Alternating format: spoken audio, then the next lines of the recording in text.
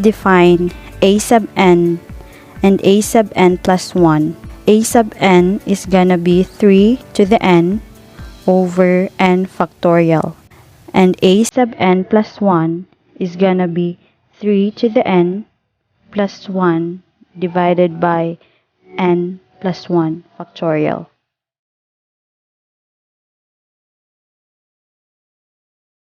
So now, let's take the limit as n goes to infinity of a sub n plus 1 times 1 over a sub n.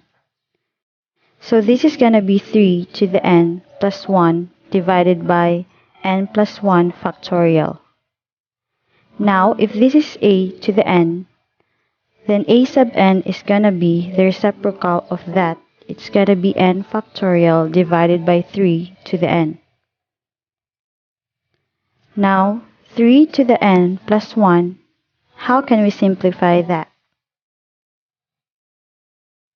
3 to the n plus 1, that is 3 to the n times 3. N plus 1 factorial, you can write that as n plus 1 times n factorial. You can watch in the YouTube on how to simplify factorial. See, 1 is simplified in such a way that you can cancel a few things. So what we have left over is the limit as n goes to infinity of 3 over n plus 1. So an n becomes large. 3 over n plus 1 is gonna go to 0. And 0 is less than 1. So therefore, we could say that the original series converges absolutely. So let's have another example.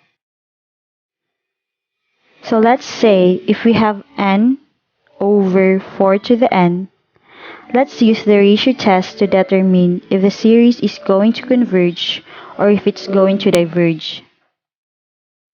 So let's start with the limit as n goes to infinity of a sub n plus 1 times 1 over a sub n.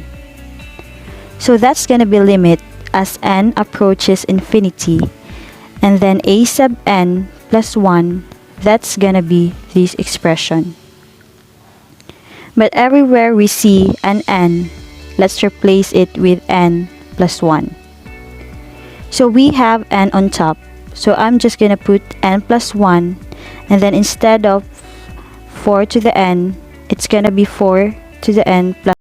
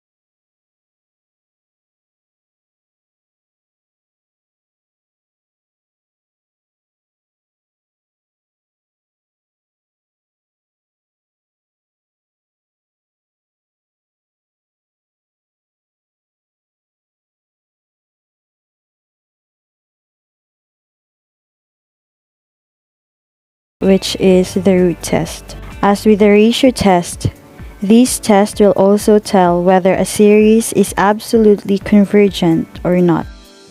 This is the basic idea behind it. Let's say the limits of n goes to infinity of the nth root of the absolute value of a sequence a sub n. Now if the limit is less than 1, this means that the series converges. If the limit is greater than 1, or if it goes to infinity, then the series diverges. If the limit is equal to 1, then these results are any conclusive. These are what we need to know for the root test. So let's have some examples. Example number 1. Let's say we have the series from 1 to infinity of 1 divided by 4 raised to the n. In this example, let's use the root test to determine if the series will converge or it will diverge. So let's take the limit as n goes to infinity of the nth root of the absolute value of a sub n. So a sub n is what we see here. It's 1 over 4 raised to the n, and so we're going to take in the limit of the nth root, or you could say basically a sub n raised to the 1 over n, as the same writing the nth root of a sub n.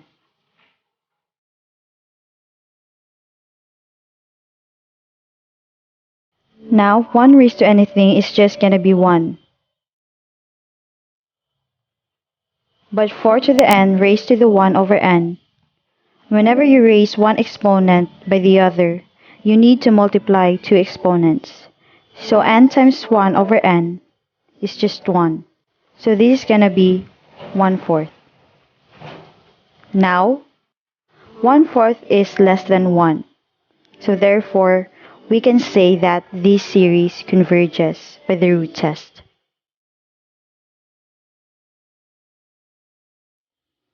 Now, let's have another example.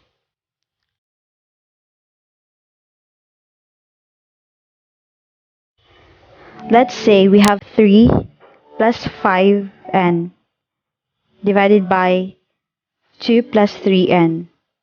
We're going to say all of these is raised to the nth power. Let's use the root test again to determine if the series is going to converge, diverge, or if it is inconclusive.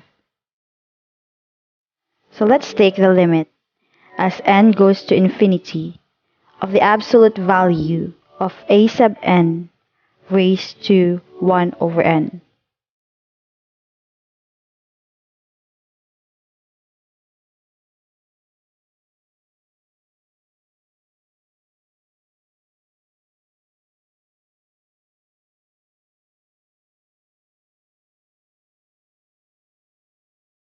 The best time to use the root test is if you have a series that raised to the nth power. Because when you raise it to the 1 over nth power, n in 1 over n will cancel. So now all we have left over is just the limit as n goes to infinity of 3 plus 5n divided by 2 plus 3n. So now let's use the L'Hopital's rule. Let's take the derivative of the top and of the bottom. So we're gonna get the limit as n goes to infinity.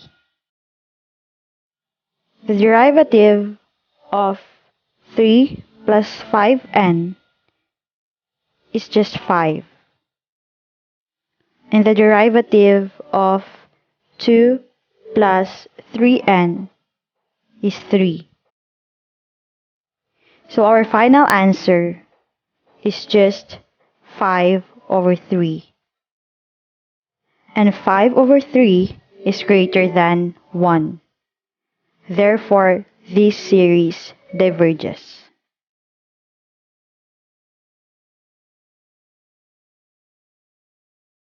Now, let's try this one. So let's say we have 1 over n squared plus 1 over n raised to the n. So go ahead and